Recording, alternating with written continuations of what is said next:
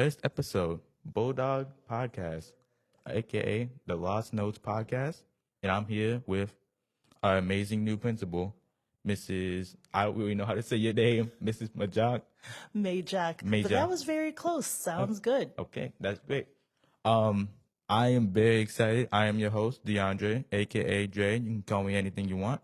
And I am very excited to be starting this podcast for Richards High School. I didn't expect myself to be in this position, but you take every kind of opportunity you can. So here we are. So sit down, buckle up, and get ready for two rookies who've never done this before. Yes. To finally get ready for their podcast debut. So let's get started.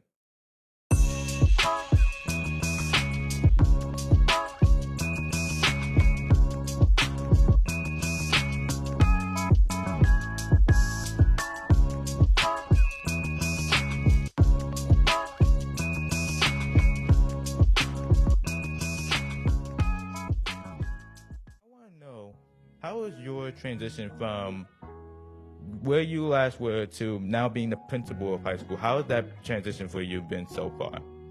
The transition has been excellent. It's been so much fun, and we have such an incredible student body. There's so many different talented young people that I get to be surrounded by each day. And our staff is fantastic, and everyone has made me feel extremely welcome. I also had an opportunity to work with many folks several years ago when I was previously at Richards, so it's great to be back, and it's an honor. It's a privilege to be able to lead here. Yeah, I like that you're here. It's a great, fresh new face, fresh principal, it's a whole new vibe to it here at Richards High School. And, it's great to have you. I'm glad you're liking the experience of, being a Bulldog, being able to be the leader of our Bulldogs here. Thanks, Dre. I'm absolutely loving it. We have our motto, once a Bulldog, always a Bulldog, so it never left me. Yep. So it's nice to come back and have that feeling reignited. Yep, I'm glad that that motto has stuck with you for a long time. Speaking of how you've been able to, rise and being able to conquer all these, how would you say is like your biggest struggle so far, if any, of being the principal? The biggest struggle is trying to make sure that you incorporate the different voices from your students, from your staff, really making sure that people feel heard. That's really important to me, and then making sure that you are available and that people know that your door is open and that you want to hear their suggestions on how to continue to make this the best high school that it can be. So I would say that's kind of it's a challenge now, but I foresee that being an ongoing challenge every year in terms of just trying to improve what we already have, which is a pretty great high school. Yeah. I can definitely see what you're commenting at. When I was starting out as a freshman, I didn't have the biggest voice. I didn't talk that much because I didn't know what to say. It was a new atmosphere. I didn't have that many friends. So coming to here, it was like now all of a sudden everything's changed. I gotta really focus on and make connections. And I didn't really strive to do that my first year. But second year, sophomore year, really made an impact on doing that. And I would like to ask you this now. How has that been? You just came off your first year as being a principal here. Second year, how has that been? Has that been challenging? Has it been the same? Has it improved? It has improved. Being new, even though I was familiar with Richards and many of the staff members were people that had remained in my life, it was still difficult having a new job. It's hard learning something new. Sometimes you're expected to have answers to things that you don't necessarily have the answer to. So it's nice having that year of the first over, because now it's an opportunity that you can be more creative and you can take the time to, be in more classrooms and attend more events, because you're not still just trying to figure everything out for the very first time. So in many ways, I'd say going into that second year of this job, it has been a much more a stronger start. I feel good about it. It's nice to like know students and their names and have a level of familiarity where last year this time, you still didn't know the student body. You still were learning individual names, and while I still have a ways to go because there's over 1,600 of you, I would like to say that at least there's those familiar faces and more exchanges in the hallway, and it feels right. It feels really good. Yeah, 1,600 people in this. When I try to walk through the middle of the hallway, it feels like I'm in rush hour traffic every time. It's chaotic, but it's fun. It's fun, being here and experiencing that.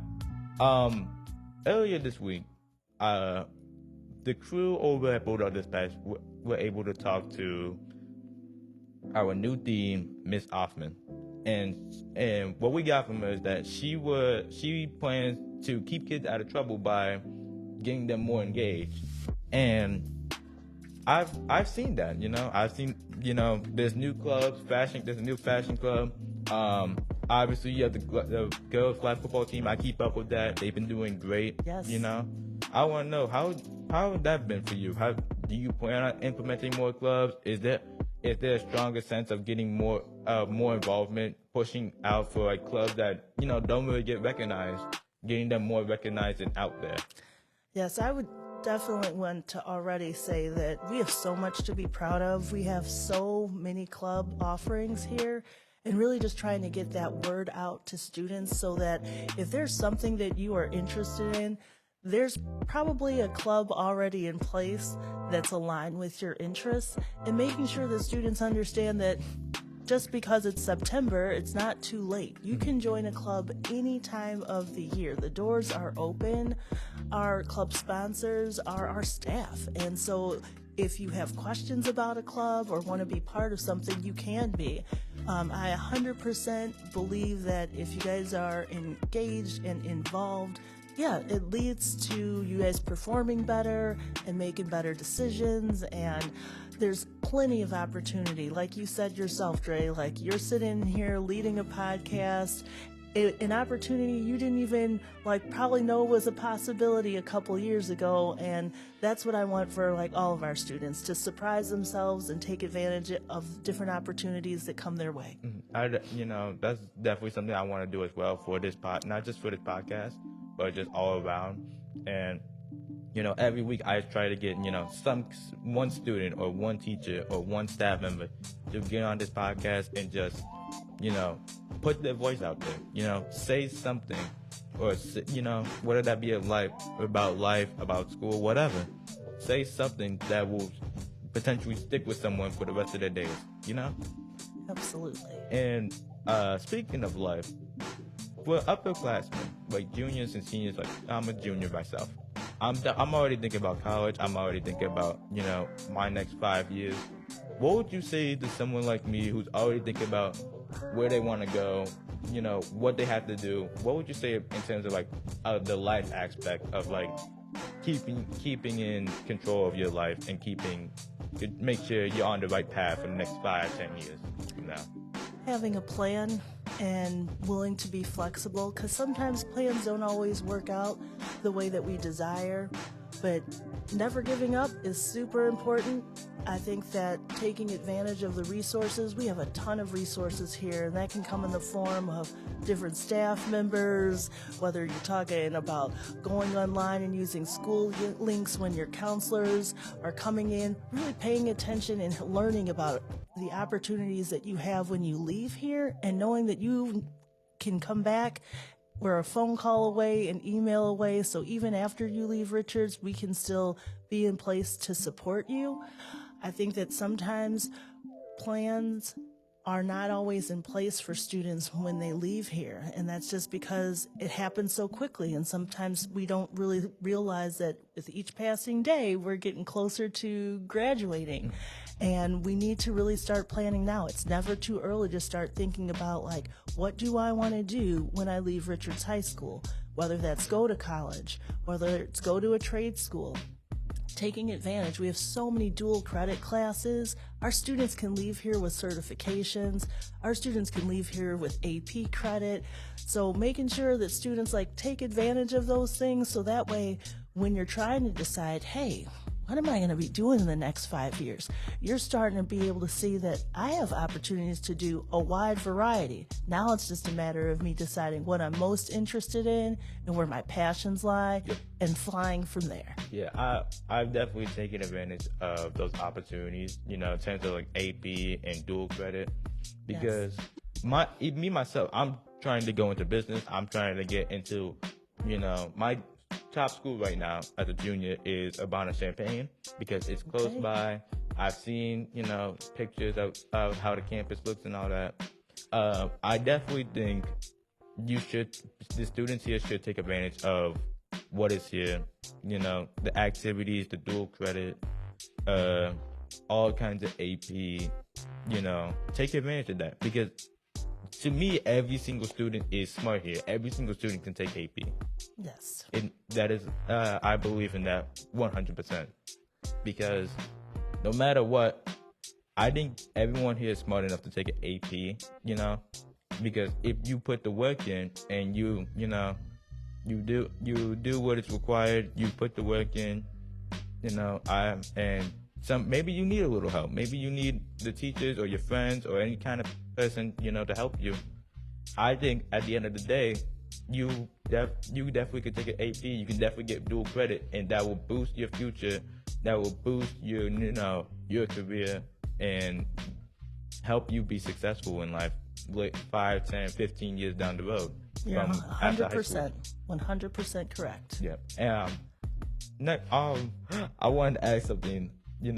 This is funny. For the last 2 years you've been here, I want to ask, who has been your favorite staff member or teacher, here so far? Oh, that's a tricky one. Oh, that's a tricky one, because there's a lot of great people, but let me see. Give me one moment. Let's see who's the principal's favorite. Let's see who. Wait, now you're switching the question up on me. Was it really who's my favorite? Yeah, it was always that. No. Truth be told, I don't have a favorite. There's a lot of people that are near and dear to me for so many different reasons. And then there's people that I am getting to know, and that it just came into Richards not too long ago themselves, that it's just been fun, meeting people, learning about their interests, their hobbies. I always have to remind our students, you guys have no idea, there's so many talented teachers that are talented even outside of what they're doing as educators. I mean, we have authors, we have individuals here that are professionally dancing and doing so many things that would surprise students if they knew that that's what Mr. So-and-so does when he's not here, or Mrs. So-and-so does. It's fantastic to see the wide variety of talents even outside of the classroom. So it's hard for me to hone down on one particular individual, because I could probably name at least a handful of people from every department that continue to be pleasant surprises every day that I interact with them. That's fair. I can respect that. You guys hear that? She has no favorites. None. I promise. Don't try to brag to all the other staff members. Oh yeah, I'm the principal's favorite. I'm the principal's favorite. Oh yeah. I swear I have no favorites, but tons of people that I'm fond of, and I'm very, very grateful for them. Yeah, I'm grateful for a lot of people here too. I'm grateful for just being here. I'm grateful. I think one of the most people I'm grateful for in terms of just being here is probably my AP Euro teacher from last year, Miss Lorera. She's helped me a lot last year, picking my classes, picking, what I want to do. And then also this year, helping me prepare for ACTs and prepare for college and all that. So, I'm really grateful for that. I'm also grateful for all the friends I made. I think they've kept me going for, so long, because I don't think I would be in Bulldog Dispatch, or I would be doing this podcast, or I would be doing AP classes or anything like that if, I didn't believe I could do it, or my friends didn't tell me I could do it. So I think in terms of high school, it all comes down to how you take advantage of what is here, what kind of people you can meet, make sure it's the right people. Yes. And make sure that you just enjoy it, because I've been here for 2 years. I feel like I just started my sophomore year. So it really is believable when they say time flies. Oh, it does. It is crazy how much time flies, because we're about to be in September. We're in September already. We're about to be in mid-September, School, almost a month in, it's flying by, and it's exciting. I love this time of year. We're obviously approaching homecoming. There's tons of excitement surrounding just that in and of itself, but everything that you said, Dre, in terms of having important adults in your life like Miss Lorero, your core group of friends that have continued to encourage you. We do nothing alone. I remind people that all the time. Rely on one another. It's a good thing to know that you have people encouraging you and helping to make your experience while you're here at Richards a great one. Mm-hmm. We're about to wrap up this episode. Is there any final comments, just anything about life, about school, anything to the students and teachers and staff members and whoever else listens to this podcast? Is there anything you would like to say to me or anyone else before we end? I am a huge believer in gratitude.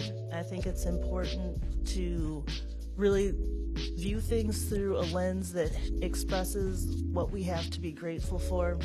The world is filled with its own set of problems, but when we're here and we're at Richards together, let's just focus in on being thankful and being appreciative that we're in a place where in these walls we care about one another. And I just really want us to hone in on that. We have a lot to be grateful for. Our school is amazing, and it's filled with amazing young people. And obviously, I would have to close by saying, go Bulldogs. Yep, you heard it. Go Bulldogs. Thank you for listening to the Lost Notes podcast. I am your host, DeAndre. Thank you, Ms. Majoch, for joining me on this podcast for the first episode of this podcast. We did pretty well. Dre, it was all you. You led the way, so thank you. Hey, my mom always told me I could talk, so. Well, she was spot on. Yep. So, thank you for joining me on this first episode. I'll see you guys later. Bye-bye. Goodbye.